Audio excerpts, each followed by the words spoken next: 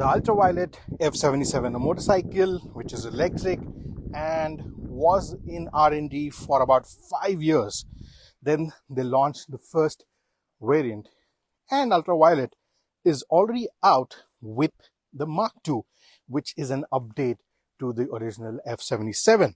Welcome back to the channel, guys. My name is Vipul, and in this video I'm going to tell you everything that you need to know about the Ultraviolette F77 Mach 2. So let's get started. Now, to start with, let's start with the design. Now, obviously, the first edition of the F77 was a very good looking motorcycle, and this one too is a handsome motorcycle to look at. And obviously, when you take it out on the road, you are going to grab a lot of eyeballs. I know looks can be subjective, but in my opinion, this looks absolutely stunning. Now, the design of the motorcycle is its strongest suit here, and if you look at all the parts and components, you can see how the finishing is done really well. And to think this is a motorcycle that has been developed and made in India from scratch, it does look like a product that can go to an international level. Let's start with the headlamps. You get the same headlamp cluster. You have the LED DRLs here. You get LED headlamps. Then you have upside down forks, and you have this nice case for the forks which completely hides them. You get 17-inch alloy wheels up front with disc brakes, and you get dual channel ABS. So that's a first on an electric motorcycle. And if you move here towards the console, this is what the screen looks like. We'll take a better look at the screen a little later. Here you have all the controls to navigate the menus. And this is the ignition, start, stop, and the mode change button. You get 3 riding modes: ballistic, glide, and combat. I'll speak about the modes a little later as well. This is what the key looks like. It's a nice and unique design. You have the ultraviolet motif right here. You get adjustable suspension at the front, at the rear also. And this is what the horn sounds like. Moving to the tank area, obviously this is not a tank, but this is where most of the component is. The battery lies right here inside, and this is the charging socket. So this is where you will connect the motorcycle when you want to charge it. The seat is a step seat, a twin split seat. I wish this was a little wider seat, and cornering would have been much more fun with this seat. Here you have some hooks where you can mount your luggage if you're going touring, and right here you have the grab handle for the pillion. 17-inch alloys at the rear as well, and the disc brake is on this side, and it's a chain drive motor.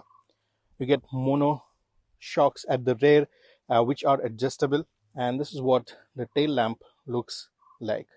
You get LED turn indicators right here and up front as well.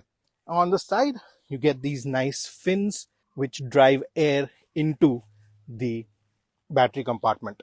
The mirror design here is nice. It looks nice and sleek, but it's static. You cannot move this bar. The mirror inside the glass part, you can move that and adjust it according to your liking. Now, some people might not like this setup because finding the right mirror position for all the heights won't be possible with this kind of a mirror setup. Let's take a look at the instrument console now. And this is what the welcome screen looks like.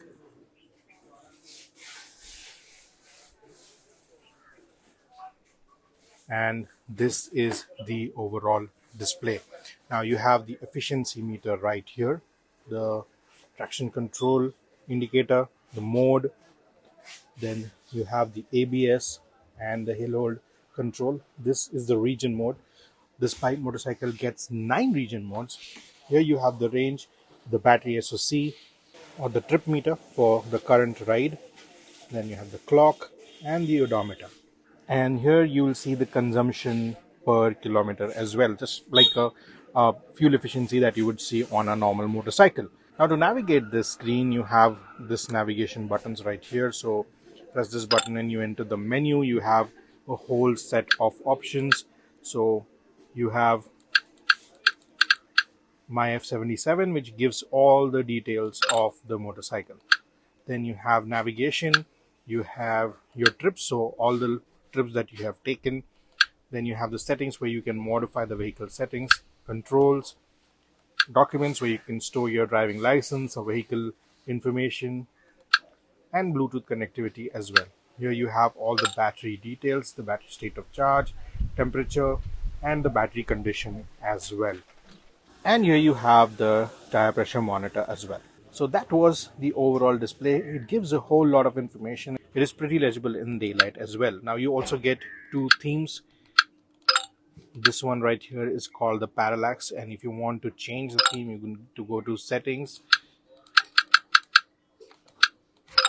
and you go to display, and then you go to themes. You choose between parallax and radar.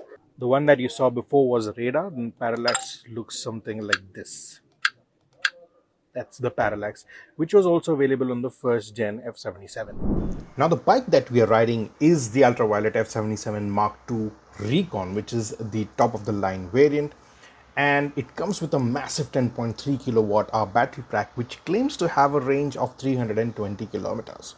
Now the motor on the F77 Mach 2 puts out 40 HP of power and 100 Newton meters of torque, which is more or less comparable to a 300 to 400 cc motorcycle in the petrol form that we have.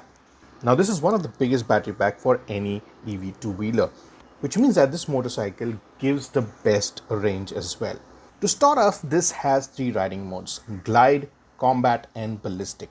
And right off the bat, I can tell you that the glide mode is the most lazy mode, and this is something that you want to ride in the city. If you're doing a normal riding stint where you want to do speeds between 40 and 60 kilometers per hour, this is not the riding mode that you want to be in. You really have to work the throttle to get the performance out of the motorcycle. So it's best suited in traffic conditions.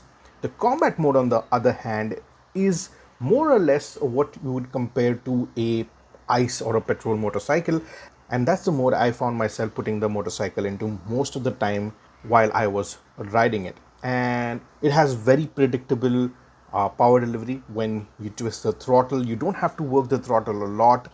You get ample power to cruise, and you can do highway speeds also, 60 to 80 kilometers per hour, very comfortable. And in this mode, you will feel that this motorcycle is closest to any ice motorcycle.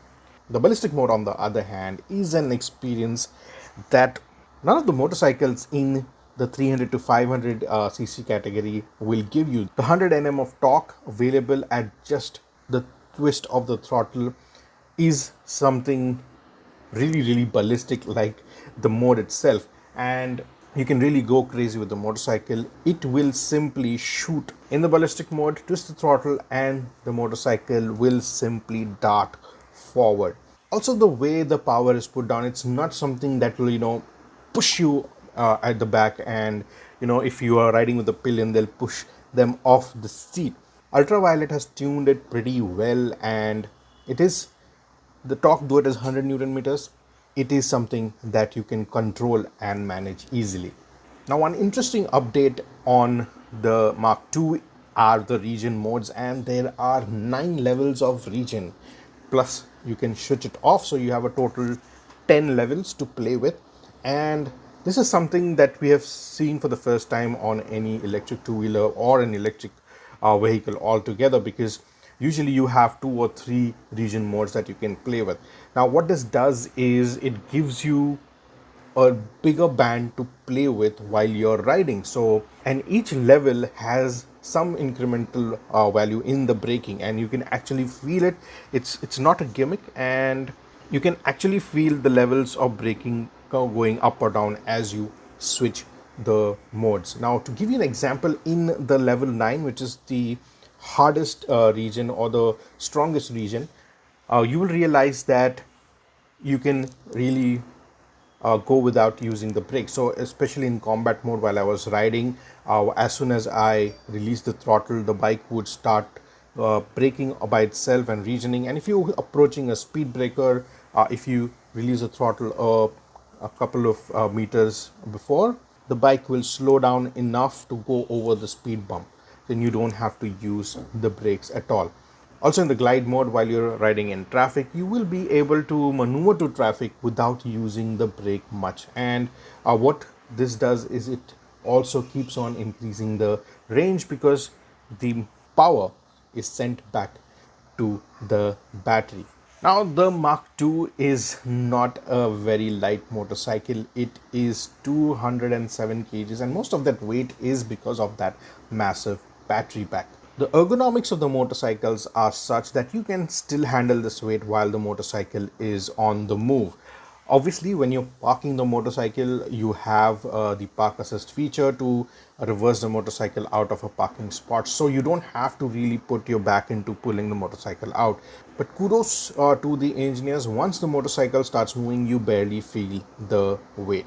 However, the weight does affect the suspension of the motorcycle, so the ride quality is not very comfortable on bad surfaces. You're going to feel every pothole, every bump on the road on your butt as well as on the handlebar. Other than that, if you're riding on the highway, it's a smooth road, you are going to enjoy riding the motorcycle. Also, the ergonomics are very much comfortable, and I would put the Mark II between a street naked and a fully fared sports motorcycle. So that's what Ultraviolette is going for, and you get a riding position which is between the two worlds.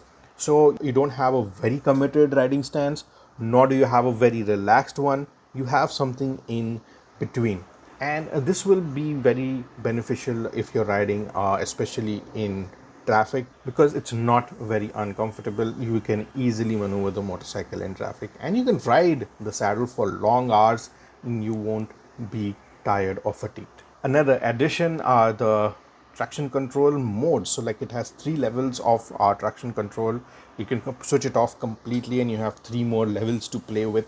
And riding on the least mode or the least level of traction control will be very good if you're riding in the city. If you're riding in rough road scenarios where you don't want the wheel to spin off, you can increase the level, and it does really work. So it's not a gimmick again, it does really work, and the levels also work. The intrusion is very minimal on level 1, and the traction control kicks in fully in level 3. Now, the prices for the F77 Mark II Recon start at 3.99 lakh ex showroom. The prices have gone down from the previous iteration, because it does make sense, because this is comparable to a 300 to 400 cc motorcycle, and any other petrol motorcycle in this category will cost you much less. But what Ultraviolette is offering you is a lot of tech, a lot of savings in fuel costs, and also a unique riding experience. Also, with the battery technology that Ultraviolette has, they're very confident about it. With the Recon, they're giving you a 5-year or 1 lakh kilometer battery and drivetrain warranty, and you can also get an optional 8-year 8 lakh kilometer warranty package as well. So Ultraviolette is pretty confident in the technology that they have used with the Mark II, and it should put a lot of minds to ease of especially people who are buying an electric vehicle for the first time. In terms of real world range, well, we did not spend a lot of time with the motorcycle to give you exact numbers, but from what I've been riding and what I can gauge is that you should get anywhere between 200 to 250 if you're riding only in the glide and combat modes. You use a mix of those.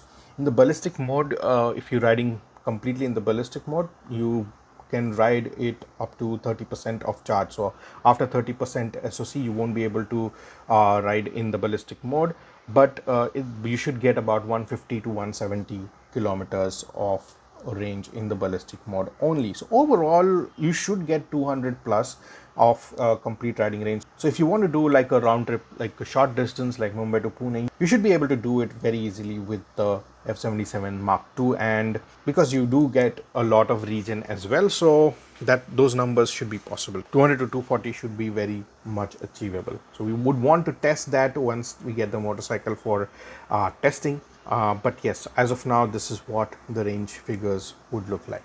Overall, the F77 Mark II is a well put together motorcycle, and if you are in the market to buy your first EV, or you are looking to upgrade to a more powerful motorcycle, 40 HP, it's good enough power for performance riding. You're looking for a performance motorcycle.